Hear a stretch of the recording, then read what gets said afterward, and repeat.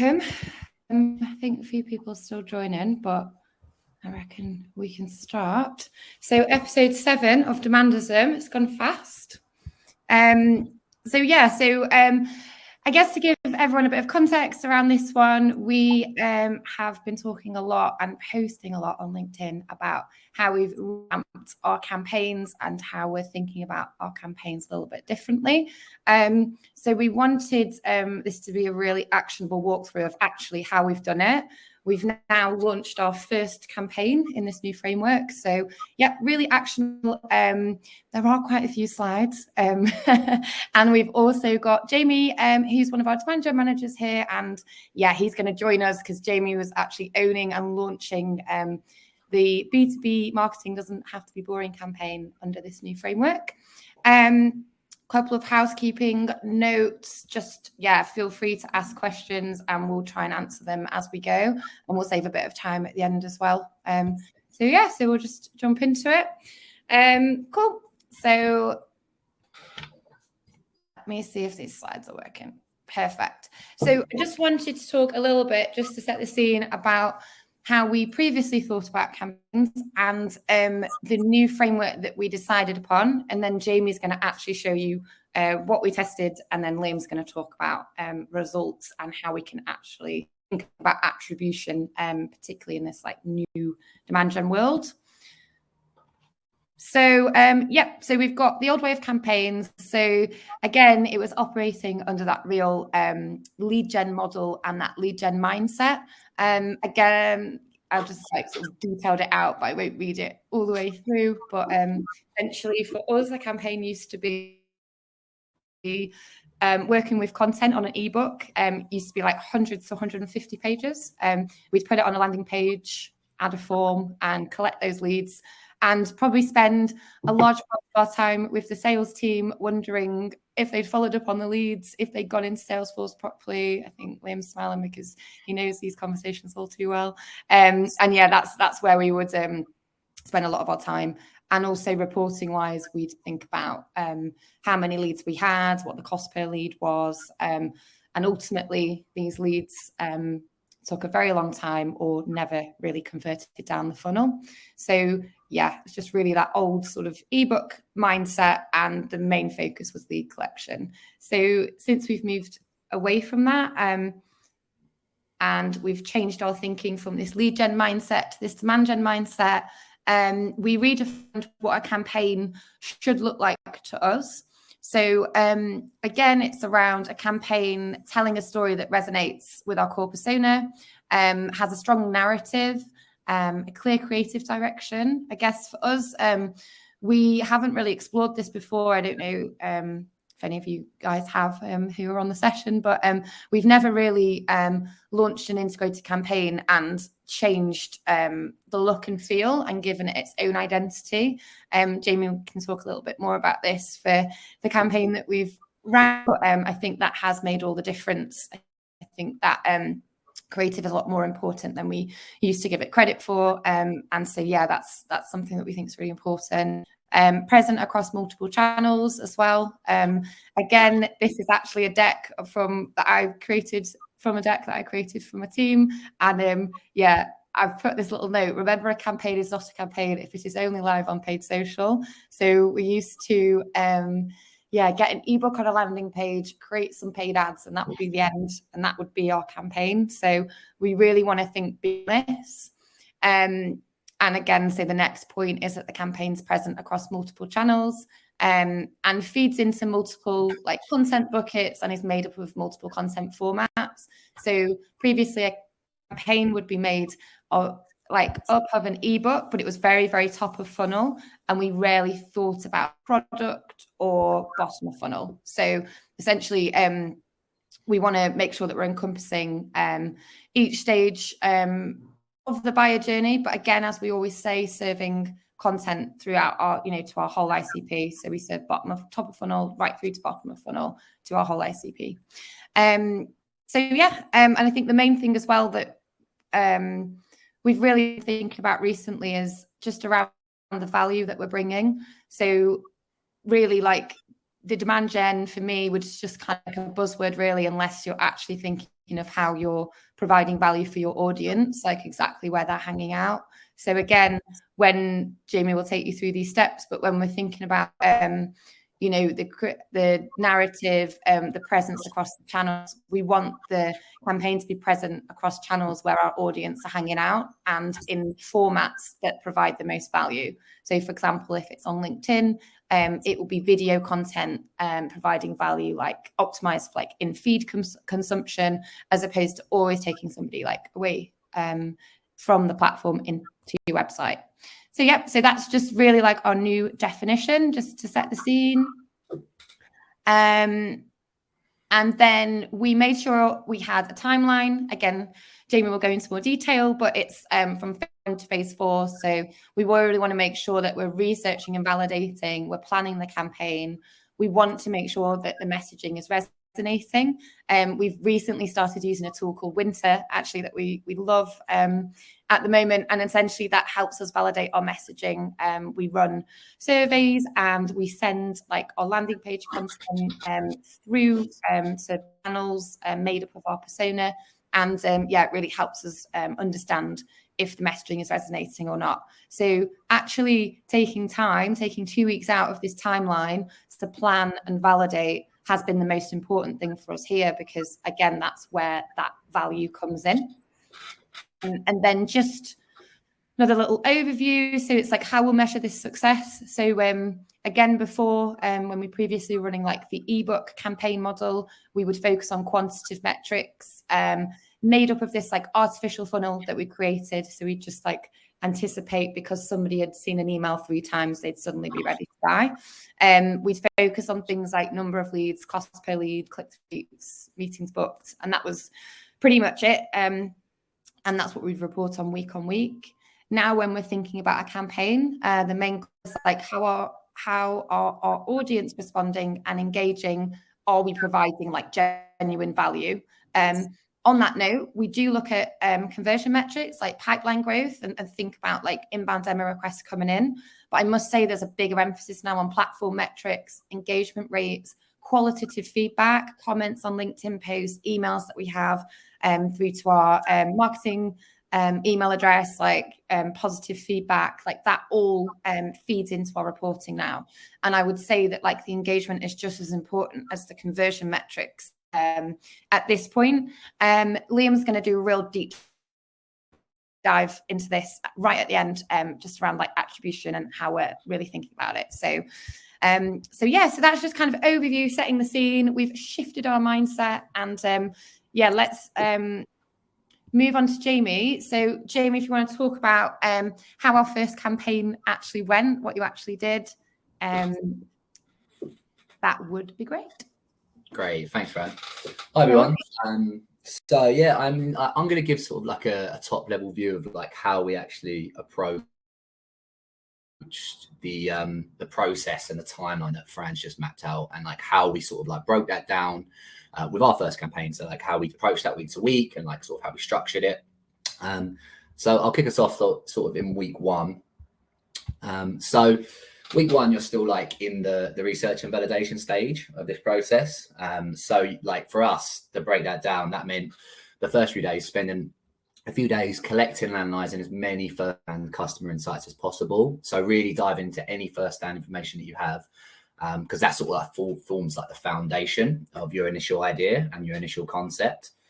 So really diving into that. And then what we did was come up with an idea. We didn't necessarily have that like formalized on paper, but what I did was have a meeting with your internal experts with that idea. So the person that's probably closest to the customer in your company, flesh out that initial idea with them, discuss it, assess it, and get the analysis, that sort of initial validation from them. And then when you're confident after that meeting, that's when you go away and build like the what of your campaign. So like what you're going to bring to market, what message you're going to bring to market. So your concept, your narrative, all of your key messages, go away and get that formalized on paper.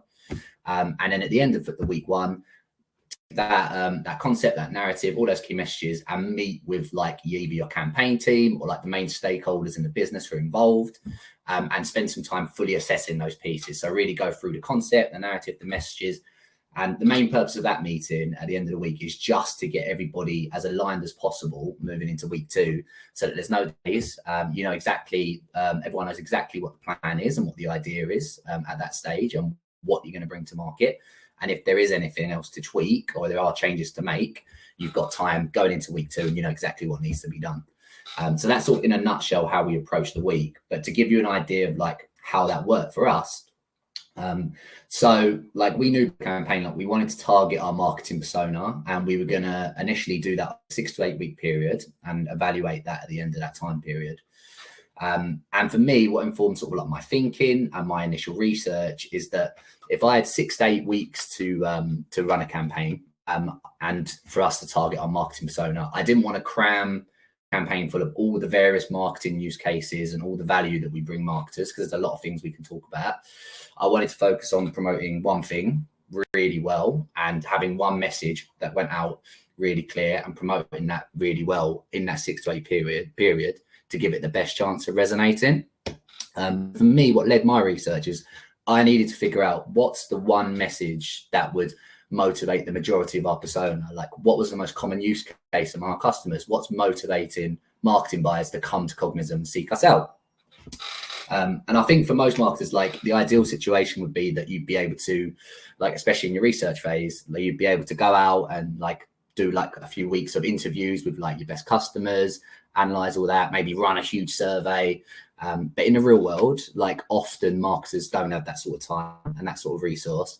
So what we leaned into was the first-hand customer insights we had. And fortunately for us, we have all of our customer case studies recorded in Gong. So all of our case study calls. So I dived into those, listened back to all of our case studies with all of our marketing customers and analyzed all those responses. And sort of what that overwhelmingly showed me was that the majority of customers coming to Cognism, marketing customers, were motivated to come to us because of our lead generation use case. So essentially data to give to your sales team or to fuel your campaigns. That was the main reason they were coming to us. And that sort of firmed up the idea that that was what we wanted to promote. That's what we wanted to take to market. We wanted to promote this lead generation use case. And during that research phase as well, a theme that we'd sort of like uncovered and we'd discussed was this idea of B2B marketing doesn't have to be boring. You see a lot across LinkedIn, you see a lot of marketers talking about it. So that was like an extra sort of like facet, was like, we've got this lead generation use case, we've got this potential theme to set it against. Was there anything to link it together? And it's at this point in week 1, you can start getting creative about like what your sort of concept actually, sorry, let me just go back. What your concept actually is. So we started thinking about those two things, and this was the concept that we come up with. It was called Rescuing Marketers from B2B Boredom.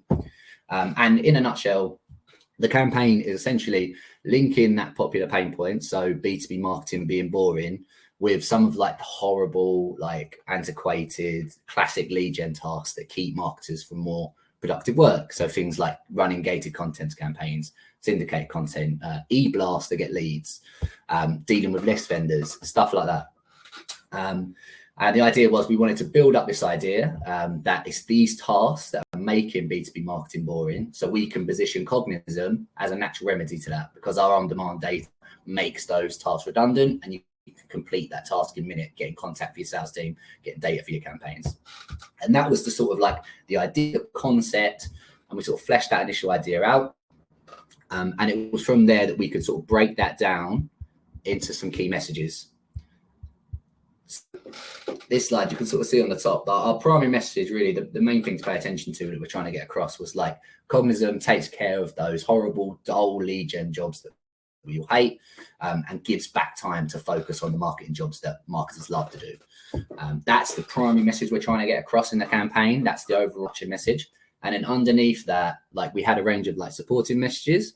And essentially those are just like the boring, like horrible tasks that we can help alleviate. So things like gated content campaigns, list vendors, e-blasts, making them redundant. And that's the whole idea of those support messages, just to support the overall message.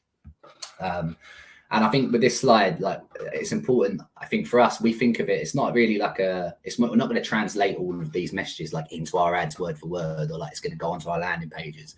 But it's like a framework for us to build our product messaging, to build our ads, to ideate on content. It gives us that foundation, and like we know what we're trying to put in the market, and we can dress that up however we like in all of our marketing materials.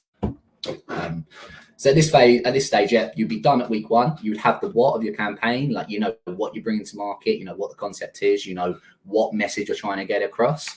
The next phase for us was to move into week 2, and that's the how. So that's like, how are we going to bring the campaign to life? Like, how are we going to get that message to market? And that basically means like what content are you going to use, all of your channels, what tactics are you going to use, how are you going to bring this campaign to life? And for us, we started with our content. So the way that we approach content at Cognism, all of our content is grouped into buckets. And you can sort of see that here. There's 3 layers to the content in the campaign. So there's our content and thought leadership bucket at the top there.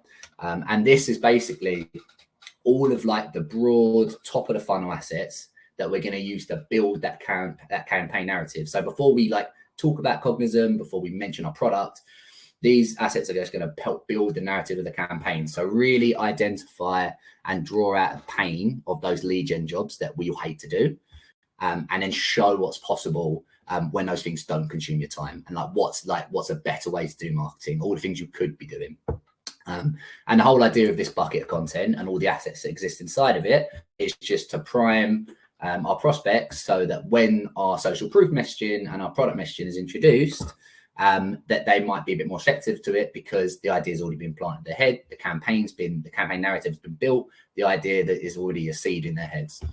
And so you can sort of see like our social proof bucket, all of our testimonials and case studies, just to demonstrate in our customers' own words all of like the tasks that we alleviate, and like the freedom that we can give customers, and our product bucket, to make that connection between the Cognism products, our lead generation use case, and the campaign narrative. So educating prospects on like all the lead gen tasks we alleviate, and then hopefully like pushing them towards like a next action, whether that's like a demo or preferably some further product education. So like our prospects can learn about our products at their own pace. So that's how we approach content for this campaign. And to show that how that worked in practice for this campaign, so this is if we look at our content and thought leadership bucket. So I think the key thing to bear in mind is because this campaign, like, it's been built in a way where we've done our research, we've used that research to inform like our messaging and like our concept. And like the whole idea is that we want to find the most effective way to communicate that message and to like get that message across. So we're not starting from like a platform first or a channel first sort of like way of thinking. We're not thinking, oh, we need to do a webinar, or we need to get some ads live, or we need to do X activity. We're thinking, what is the most effective way to get this across? The most creative way to get this across. So it gives us scope to do things a little bit differently. So for us, the way we approached, like, for example, this bucket of content, we had sort of like a few key assets. We had our content team go away and build a bunch of long form guides and long form blogs that really explain the whole narrative of the campaign and broke that all down. So all the messages, our overarching primary message, and all the supporting messages as well. We brought the team in for a recording day, and we got all team members to also unpack that message in video form, and really like get that narrative out there in video form as well. We did a live webinar, which we did a few weeks back, and that was all about as well unpacking that key narrative in another format, giving it like a live dynamic. And then on top of that, we haven't run this yet, but it's coming in the next couple of weeks. We're doing like a gift and direct mail promotion. And that's also linked into the narrative as well. So it links into this idea of like pain and like the problems behind those old lead gen tasks, and what's possible when you're not doing those, with some meme videos as well. But yeah, this is sort of like, you can sort of see how we approach it. So we had those content pieces, and then like we spread that across like as many channels as we thought were effective as possible based on where our customers hang out. So all of those various content pieces are communicating the same message across a multiple of channels, as making as big a splash as possible and helping to build that narrative. So that gives you an idea of how we approach like content and channels, and how we sort of brought the message and the concept to life. And then so at this point, like, you have your what, you've done your research, you have your how you're going to bring it to life. You move into week 3, which is basically building it. So at this point, you're just doing all of the work that you need to do to get launched in week 4. So briefing all your design assets, getting all your content pieces briefed that you need to launch, writing all your ad copy, your landing pages, your marketing materials, any Gantt charts you need for like deliverables, just getting everything ready so you can launch in week 3. And just to sort of touch on something else here that Fran mentioned earlier that was important at this stage and slightly earlier, for us, what was really important, there we go, what was really important in this campaign was, with all of our creative assets and all of our assets in general, we wanted all of them to have like a common visual identity. We wanted them to have like a creative theme. And I suppose the whole idea behind that is that we had this one message that we wanted to distribute and get out there. And like, we wanted, like, if a prospect sees all of our assets across different channels and all in different places, the whole idea really is that that creative theme helps to tie those assets together and make that message easier to recall, and make it more memorable, especially in that short time frame, sort of 6 to 8 weeks, where we need to make an impact. So that was sort of like the logic and the thinking. And you can sort of see, like, with what we did, we went for like it's almost like a cartoon type of theme, really bright, really bold. And like, I think that played quite nicely into the idea of like rescuing marketers from B2B boredom. Like, it sort of just ties in and reinforces that whole narrative. And that's why we sort of went with that. And we've seen some really good success with that. We've had some really great feedback. And like, consider, like, over time, we've sort of seen like the impact of the ads, and especially our blog pieces as well. And we think that's really helped to tie the campaign together. But yeah, so after week 3, once everything's built, once everything's done, all that's left to do is launch. So you launch in week 4. That was our process. And in week 4, get it all out there, get everything live, and then start opening up that feedback loop, and start looking at the numbers and like how you're doing, how things are performing, and then you can start optimizing mid-campaign. But yeah, that was sort of the whole process really, from week 0 to week 4, get everything launched, and that's how we sort of like broke it down. That's everything from me as well. If you have any questions for me, feel free to put them in the chat. But yeah, I'll just hand over to Liam now, talk a little bit about measurement. Thanks, guys. Yeah, we've got a few questions actually. So we've got one from Jessica's is now up as well. So, do you use a platform to ensure the same customer is receiving this content across all channels? No, we don't actually. So we have we'll be like targeting people mainly in paid channels and like using LinkedIn's native audiences. Then we obviously use some of our own data from Cognism, CRM data as well, and also metadata to target people in Facebook. I suppose there's some trust there that you end up hitting people across channels, like just by virtue of people being up there. But I obviously know that you could obviously house that all in like one sort of go-to-market platform, and like something like Terminus or something that could do that, but we don't do that. I don't know if anyone's got anything more to add to that. No, again, just playing into where your audience hang out. So yeah. I mean, no. I think that's the key. Like you can try and you could try and sync it up like that, but really, if you're playing around and like advertising and promoting in all the places that you know that your customers spend their time because you've spoken to them and they've told you that, then you don't really have to worry about whether you're definitely going to be hitting them across LinkedIn, Facebook, or YouTube. Like you can just rely on the fact that they will be there and you're advertising there. Another one earlier, which is, hey, just wondering if you guys have any tips on how to really double down on discovering the digital places where your ICP hang out. I mean, I was just going to say, just speak to your customers, whether that's through also just listening to disco calls, or speaking to them directly, listening to case study calls and just asking people on them, or just any which way you can talk to them. There's nothing better than from the horse's mouth, really. And that's probably the best way of doing it. I don't think there's any shortcuts with that, unfortunately. But yeah, I don't know if you guys had anything. No, I agree on that. I think I spoke about it last time quite a bit. But it's one of those, isn't it, where I used to say all the time, just listen to customer calls, and it was always at the bottom of the list. And now it's moved very firmly to the top of the list in terms of something that we always do. And we've uncovered loads of things from speaking to our customer success team, listening to calls like on Gong. And, you know, we've found like podcasts that people have mentioned, and we're like, oh, okay. And then we've found that particular podcast is being consumed by like our sales audience, and you know, it's somewhere where we need to be because that's where our audience is hanging out. So yeah, I just think it's very simple, but it's just carving out that time to do it. And I think I guess like when you're stuck in that lead gen mindset, you're so focused on like operational things and making sure your leads are funneling into your platform. But actually, when you do start to switch to this mindset, you do free up time to listen to those customer calls, which are super important. Like I know, Jamie, you did that, didn't you? And like phase one, you spent a lot of time doing that, which can sometimes not feel like work, but it's definitely made sure that this campaign's taken off. So yeah, I think that was pretty fundamental to the campaign, though, to be honest. Like for us, like even if like you have like an inkling that like of what the customer wants, or like you have an idea of like what's motivating them, like if you're spending that time and confirming that, like you might save yourself a lot of like problems later on because you give yourself that layer of validation.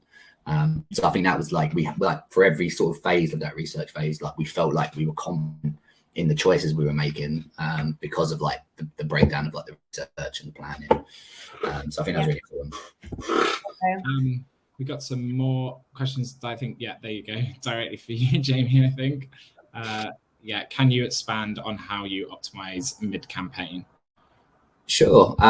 So I suppose for us, like we have our buckets of content. So in terms of like, especially like paid social is like a big, like despite like obviously us testing different channels and like pointing out as many channels as possible, paid social is a big driver for us.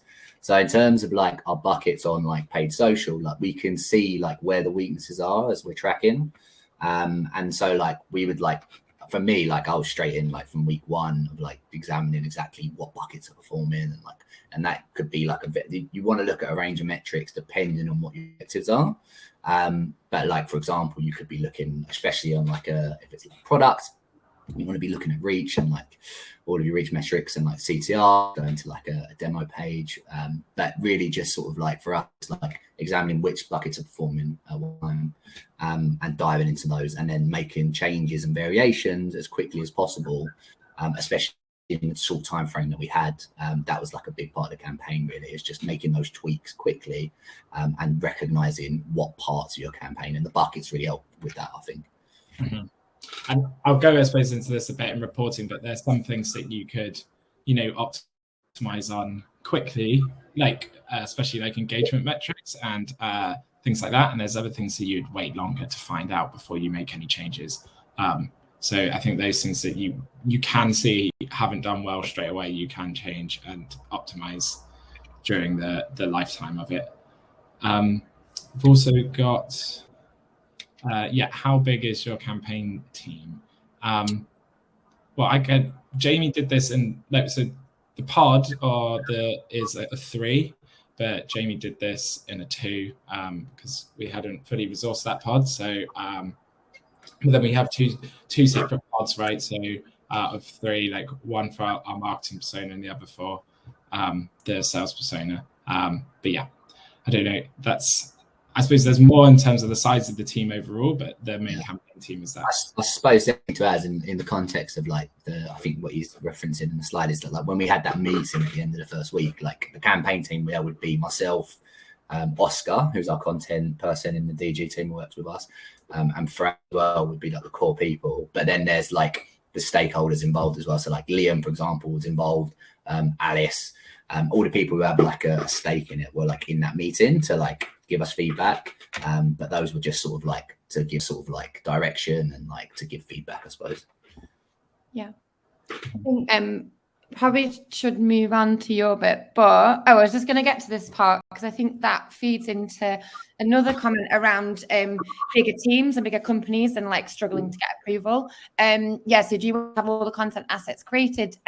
So no, we got for this campaign and we started on another one as well. We get as much ready as possible, but we don't use that. It's not a blocker for us. So if Jamie didn't have everything ready on an exact day, we would still launch. We want to launch as much to make an impact, but we have no issue in phasing things in, albeit we're always, like Jamie can speak to this, but he's been cycling in new content as we've been going over the week, over the sort of since week 2 there was more content being cycled in, and we're on like week 8 now, and I'd say that for like larger teams as well. I appreciate that.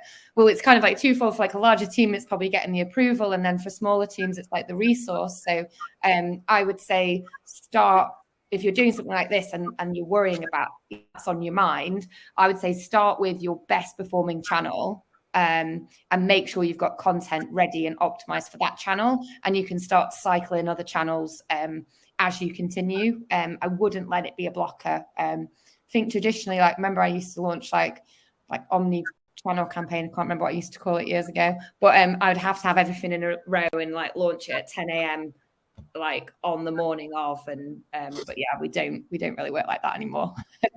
So yeah, I don't know if you guys have got anything to add, but yeah, I'd say don't be held back by having everything ready to go at the same time. No, I think maybe if I was in a larger, and like having worked in bigger corporates as well, I would maybe, I'd still work to that sprint of the actual campaign to some extent, but I would maybe have more of my ducks in a row before I started and get more content ready. So yeah, maybe drag it out a little bit longer.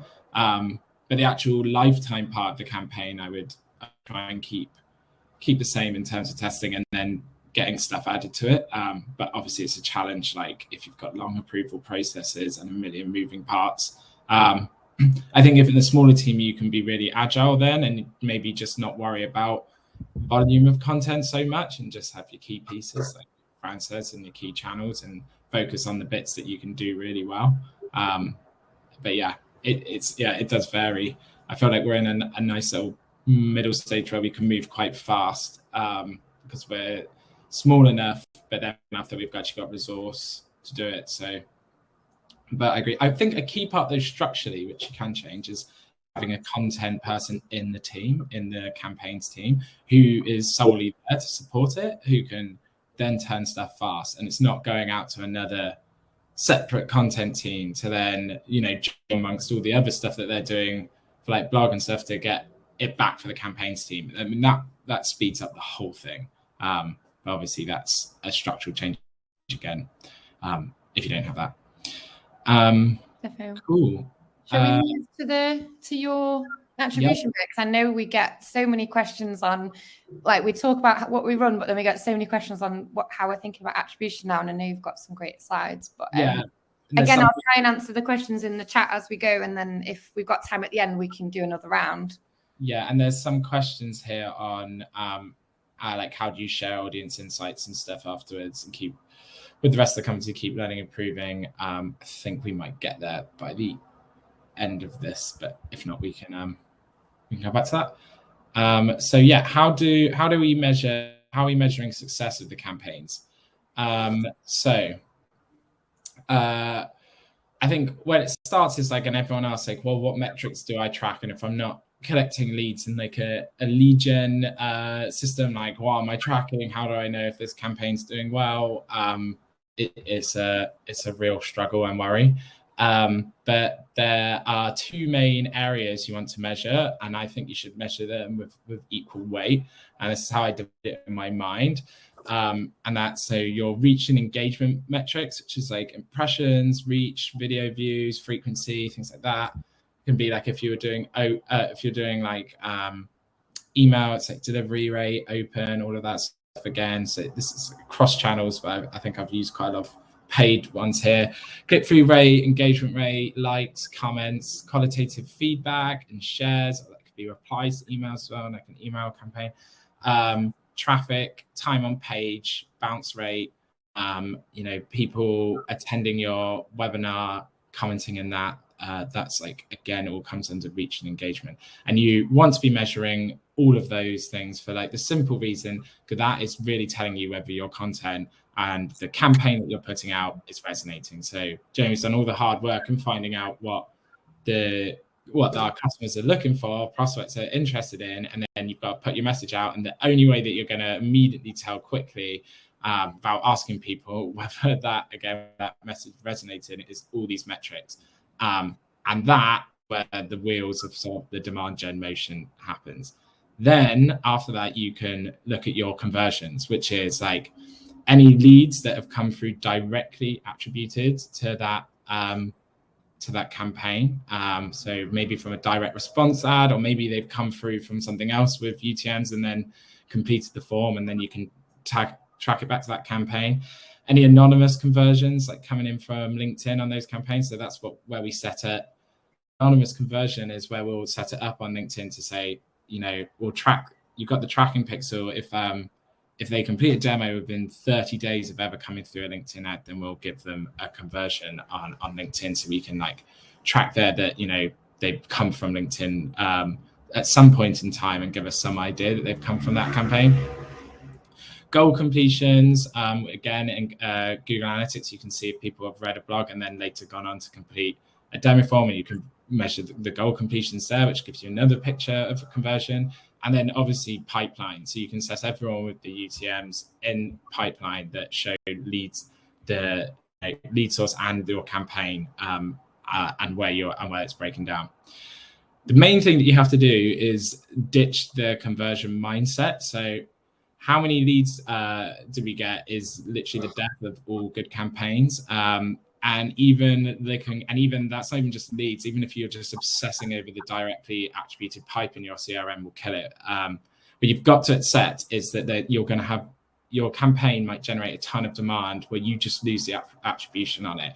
And if you just look at it as that you've lost, that you don't have like much pipe or inbounds with with UTMs relating to this campaign, or with people saying on the self-reported attribution that they heard it from this campaign particularly and then switch off, you might be switching off a good thing. So that's where you need to focus on your engagement metrics to really tell if your people are focusing on the content, because the reality is people could look at your content, engage with your content, do 101 million other things, and then come back and complete the demo form because you're just top of mind because of all of it.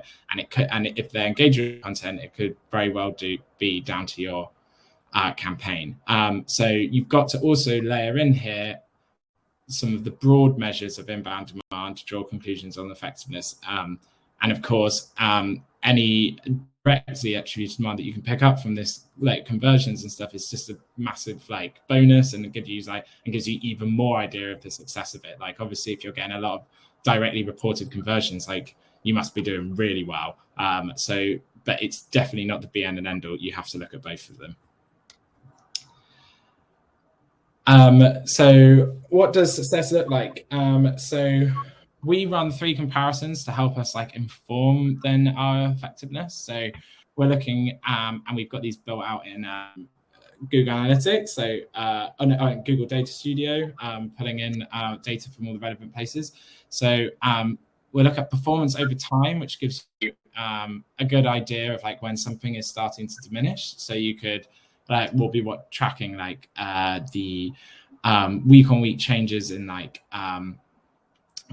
the blog views, for example, of like the content we're putting out, maybe like and the bounce rate and time spent on the page and things like that. And we're doing the same for the ads, like looking at our click-through rate, the reach that we're getting from them, video views, and like how many people are watching above 50% and stuff. And we can watch this over time. And as soon as something starts to decline, and maybe our frequency cap is hit, then we can start to realize like, okay, that needs changing. We need to cycle that out, or maybe this campaign's coming to an end and becoming tired.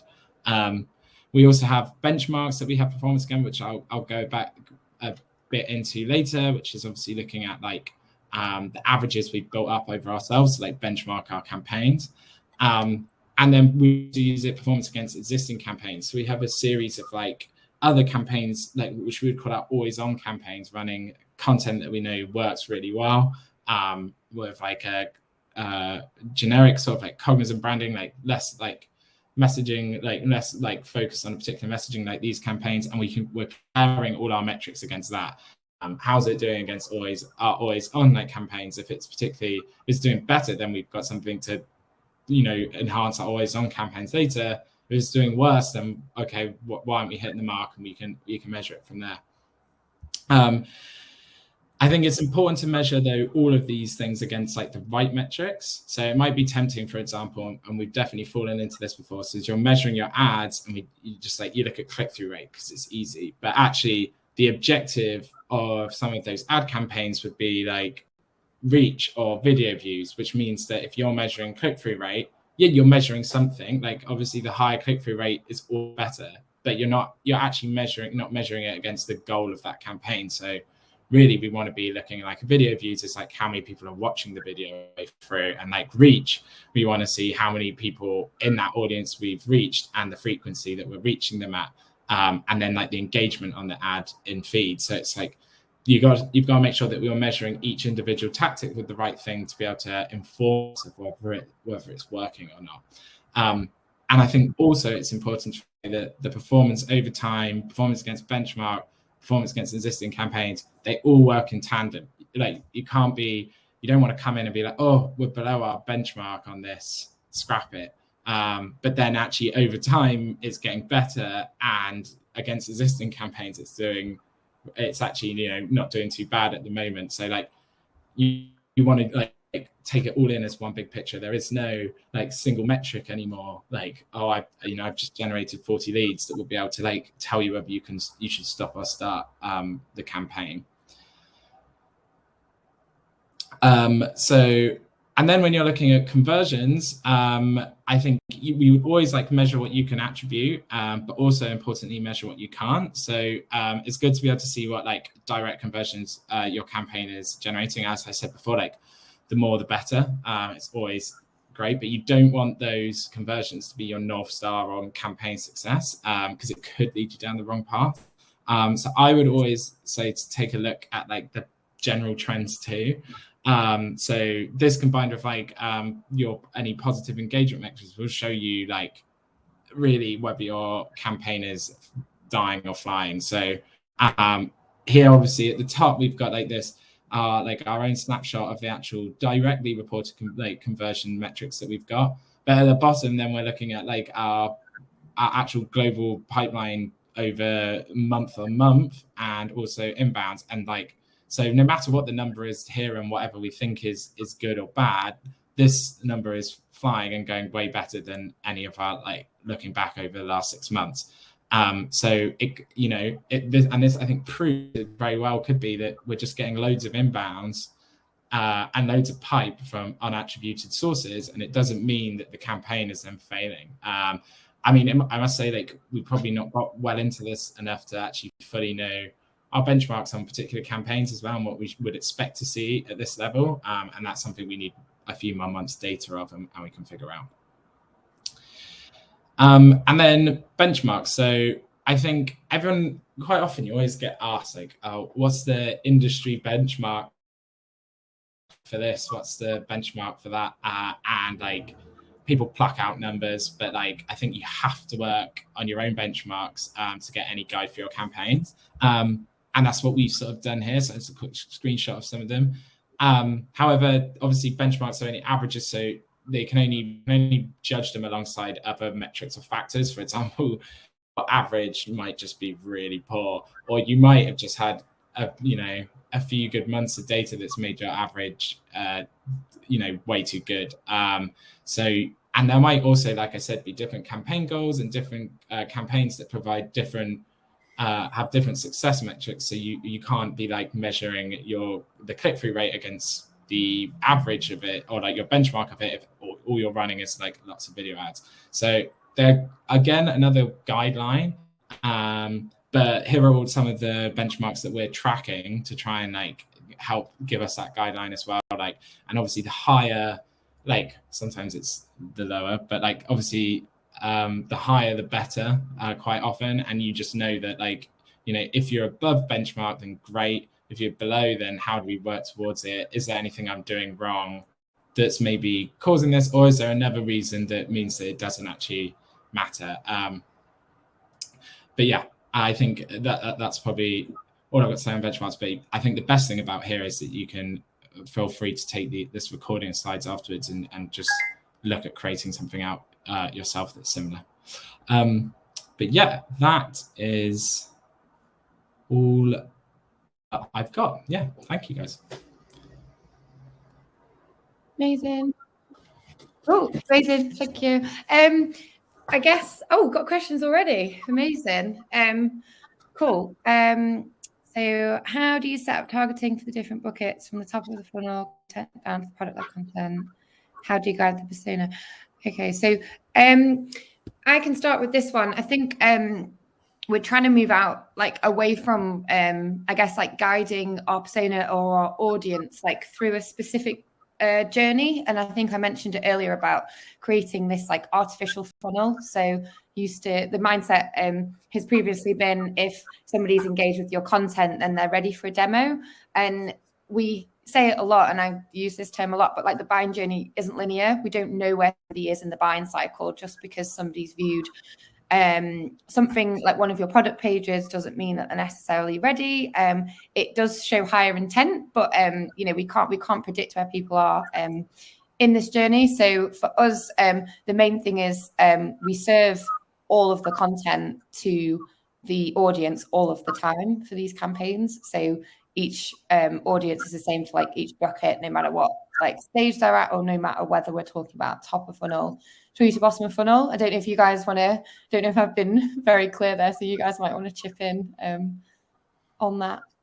Yeah, no, I mean, it's exactly that. Like, just everyone is targeted throughout the campaign, target everyone, like, give everyone everything, because you never know where they'll be in their buying cycle. So, and, like, sometimes you see things in a like maybe an conventional order by, like, the marketing funnel terms, and you might see, like, a product ad, like, I've got to know Cognism's product a bit more, but I didn't really feel the need for it. And then you watch some sort of piece of content or thought leadership, and then you're like, oh, hold on a minute, actually, I've not done that. Yeah, I'm missing a trick. Then you see another product ad, it reconfirms what you could do with it.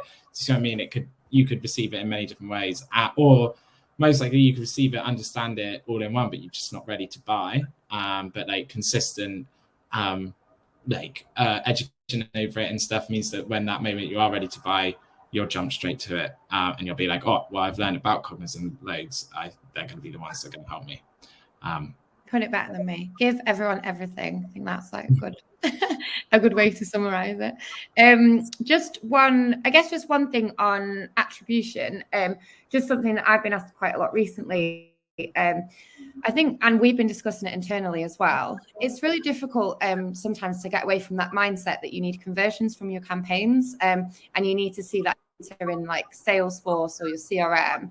And I speak to Liam a lot about this, and we're trying to add, like, equal value on seeing a conversion versus, like, seeing that engagement as well.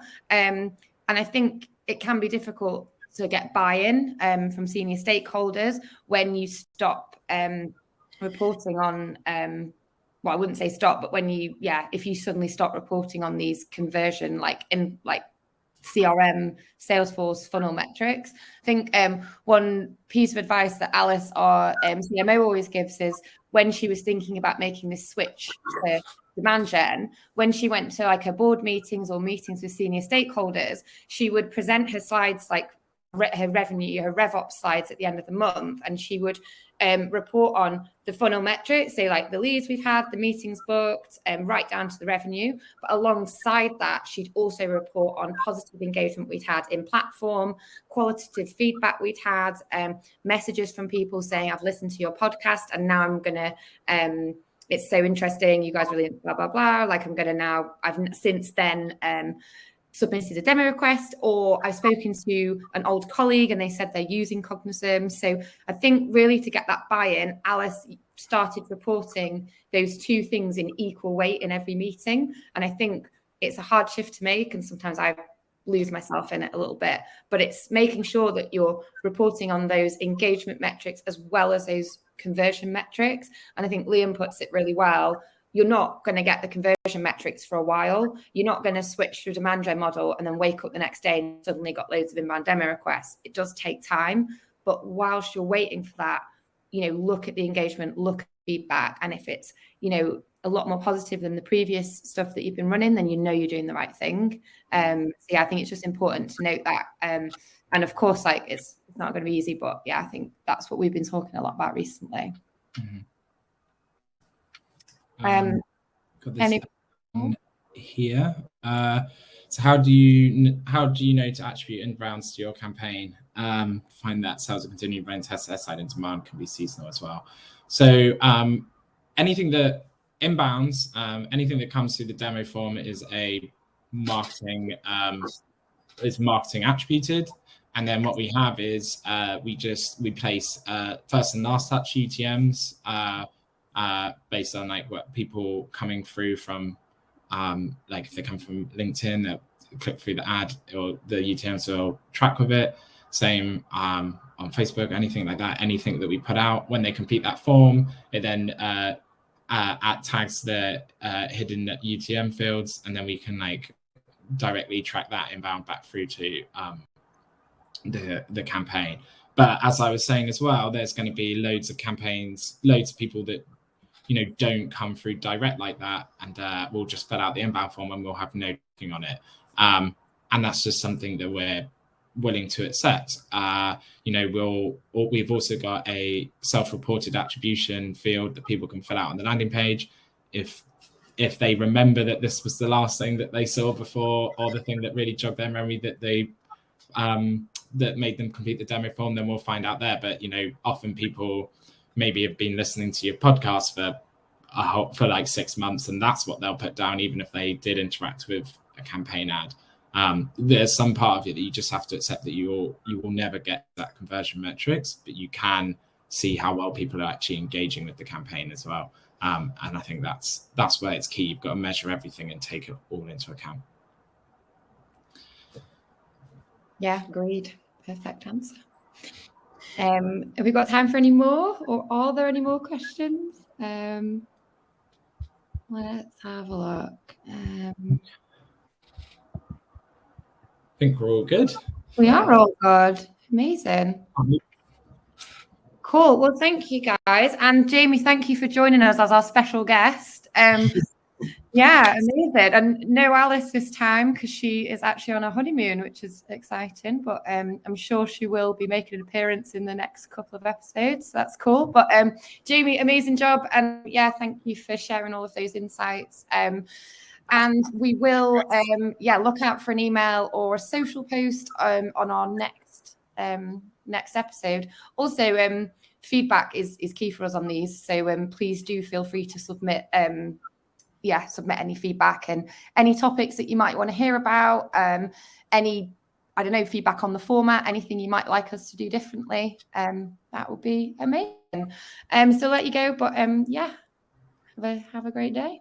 Thanks, guys. Bye.